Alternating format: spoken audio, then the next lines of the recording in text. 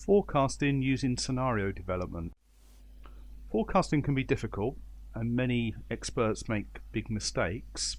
A critical thing you need to do is try to identify future trends and the different options that are available. And one of the things we try to achieve is not to miss the next big thing. And it's very easy just simply to extrapolate from existing developments into the future. A good forecast, rather than a guess, should have some sort of quantitative factors. For example, measurement. A good example would be a weather forecast where you have some range of temperatures or precipitation. It also has some qualitative factors, for example, the scope, what's the geography, what country, what market, what users, etc.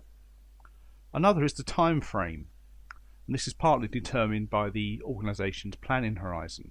Are we talking about months in the case of fashion items, or maybe years in the case of more durable products and services? And probability. How good are our data? How good are our estimates, and therefore how good are our forecasts? It's terribly important to try to attach probability to the data that you have.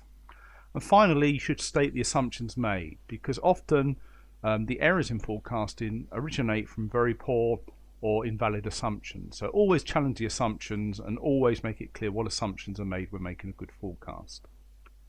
There's no such thing as the best forecasting method. It depends on a number of different factors. For example, the planning horizon. Is it months, quarters, years or decades? And that depends partly on the sector and the types of technology.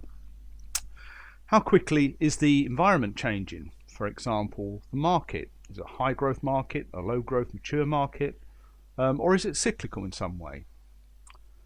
The availability of information. Is it available in the public domain? Is it collected by government, for example, through census, or are you going to have to collect it through primary data like surveys? How accurate is the information? How is it collected? For what purpose? What are the definitions used, for example, small firms?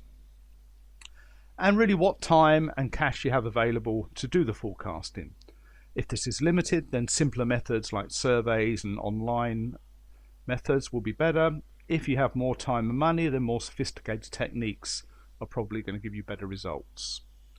And lastly, really you do a forecast for some purpose, to convince your colleagues or to raise money for a particular project or new venture. So really you need to understand your audience. What is their competence, for example, in understanding and interpreting quantitative forecasts? And does it challenge their assumptions and worldview, in which case they may not be willing to accept the forecast findings? So it should be plausible and persuasive. One very good, powerful technique, which doesn't necessarily take a lot of time or money, is scenario development. And this can be very simple, it can be conducted with a group of people, or it can be very complex and very sophisticated using lots of equipment and technology. The first step in any scenario development is really to scope it. What is the sort of boundaries here? What country, what market, what potential users, and what time frame?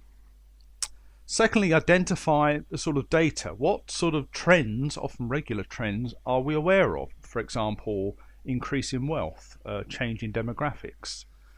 And try to understand how those trends work, what's driving them. And this is where the scenario gets particularly clever compared with some simpler techniques, and that's where you try to identify some episodes or events which will cause the trends to branch in some way. So rather than having a single prediction for some time in the future, depending on whether that event takes place, for example, change of government, new regulation, a change in demographics, or a technical or market breakthrough, that will create a number of potential futures or paths or scenarios which you will then try to calculate which are the most likely, which are the least likely, and how they're going to affect the new venture or business.